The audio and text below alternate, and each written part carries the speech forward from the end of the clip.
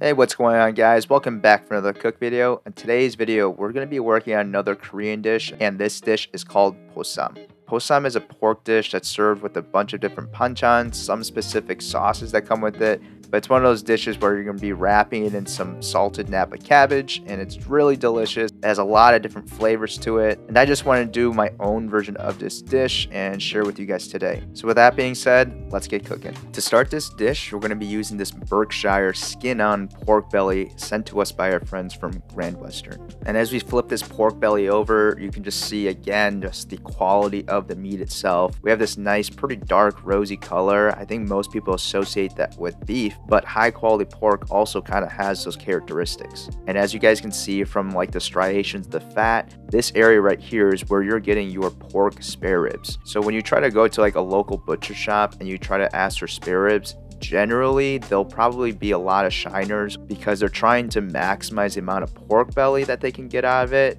which will unfortunately mean that you probably won't have spare ribs that are pretty meaty if you go through a butcher shop. This right here is roughly about an 8-pound pork belly, and we're definitely not going to be using all of this today, so I'm going to show you guys how I like to break this down for Bossam. First thing that we're going to do is going to split this down the middle, and I also like to have the skin side down.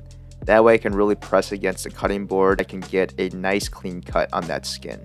And as we flip this over, this is where you would get your prize center cut bacon. In the future, if you guys want to see me make a bacon video, leave a like and comment down below what type of bacon you guys want me to make. Before we split up this pork belly, I want to clean it up a little bit. On the bottom side of the pork belly, there's this kind of piece that's kind of hanging off. It's similar to that chunk of meat that you would kind of cut off on the top of the spare rib. If we left it on and we went to go slice that piece later, it would just slip off. So I decided just to cut it off, and we'll find another use for it later. The next thing that we're going to do is we're going to split this up into 3 rectangles. And when we split it, we want to split it with the grain of the pork belly. We want to go with the grain right now because later on when we go to serve it, it's going to allow us to make more tender slices by cutting it against the grain.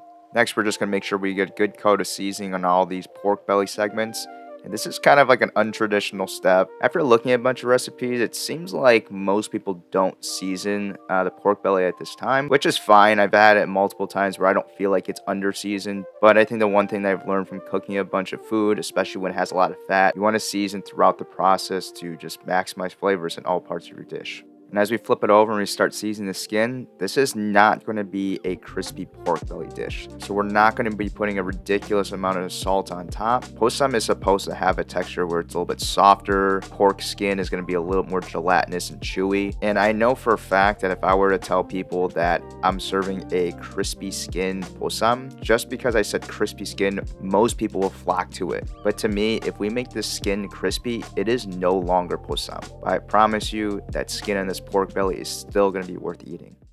For this pork belly, we're going to be doing a 2-step process. The barbecue side of this dish is going to be the first part. Instead of cooking this at a high heat, we're just going to cold smoke this pork belly. Now, I just need to make something very clear. This is not bacon. In order for this to be bacon, it needs to be cured and then smoked. And I know a lot of people are going to be upset with me because I'm not using any Korean newspaper for this dish, but I didn't really need to fire up the entire chimney. The essence of many Korean newspapers exists in this pit, so I think we're safe for this cook. Once our coals start to catch, we want to take one really thick log and just lay it on top. And to keep the smoke going, we'll keep the coals moving just a little bit, just so we can still maintain a little bit of airflow. To add extra flavors to this dish, we're also going to cold smoke some aromatics. So we're going to slice some ginger, some onion, and then we'll throw in some garlic. It's on a wire rack, so we don't have to worry about our garlic being lost inside of our smoker. All we have to do now is just maintain the smoke levels. In order to do that, you might have to flip the log, maybe move around some of the coals, maybe add some coals if the log isn't catching enough. And we just want to make sure that our temperature doesn't go over 100 degrees. And we'll keep it like that for probably 2.5 to 3 hours. While the pork belly cold smokes, the next thing that we're going to work on is a banchan called musengchae.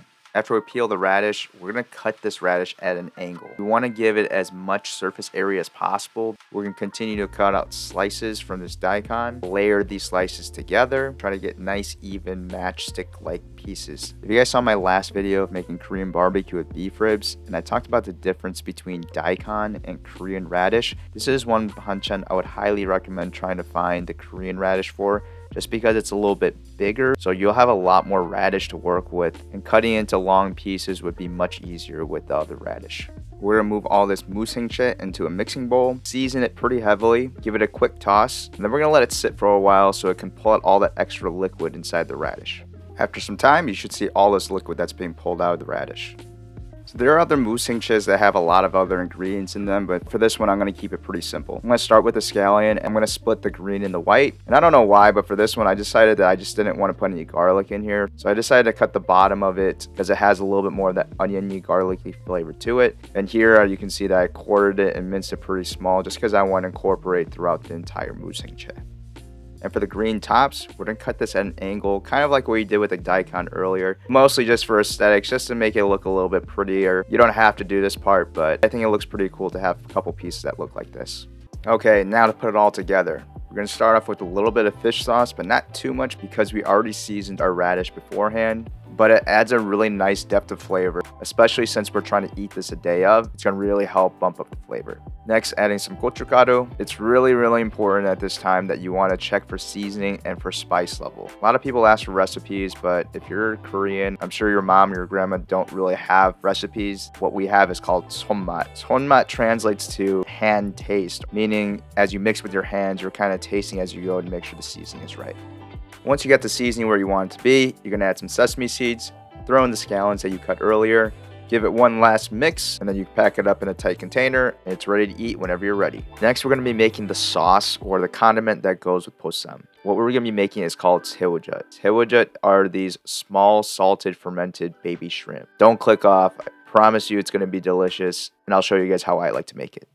First, we're going to start with some 새우젓, add some gochugaru, crushed garlic, and some sesame oil. Later on, when we make this bossam and eat this pork, it's just going to add a really nice, vibrant flavor to it. It's just going to round out the flavors really well. And if you're still having a hard time wrapping your mind around it, just think about all the fish sauce that goes into other Asian food, or even anchovies that go into a bunch of Italian food, or even Caesar dressing. Alright guys, I know it has seemed like a very long time since we've seen that pork belly, but now it's finally done cold smoking. And as you guys can see, we got some great smoke flavor and some great color on this pork belly. And at this time, all we've done so far is just season it and smoke it, so it's still very raw. So it's gonna sound weird, but for bossam, we are gonna be boiling this pork belly. But to amplify the flavor of this, we're gonna make a really flavorful liquid to cook this pork belly in. So to the pot, we're gonna add in all of our aromatics that we smoked, so our onion, our ginger, and our garlic, and then we're gonna also throw in that little piece of pork that we still had left. This one's an interesting one, but we're gonna add some instant coffee. I think people put instant coffee in here because it kind of gets rid of that like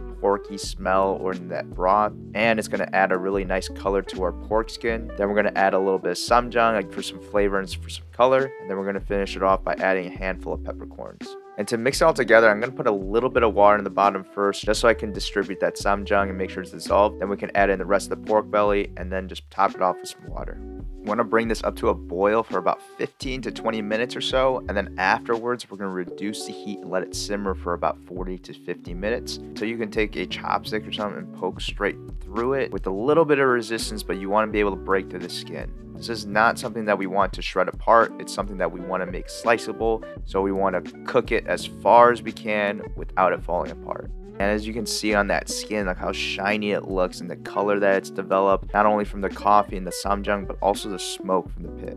After letting it rest for about 30 minutes, this is what we're looking like. Just take a look at this cross section right here. We still get the smoke ring. We're getting all that good color from the broth that we cooked it in. We render enough fat on the outside, but we still have plenty of intermuscular fat on the inside. At this point, you can cut it however you like. I just like to cut it down the middle and then to cut smaller coins out of it, just because I feel like it's a little bit more manageable to eat, and you can create more portions when slicing it this way. And with all that, folks, here is our plate of bossam.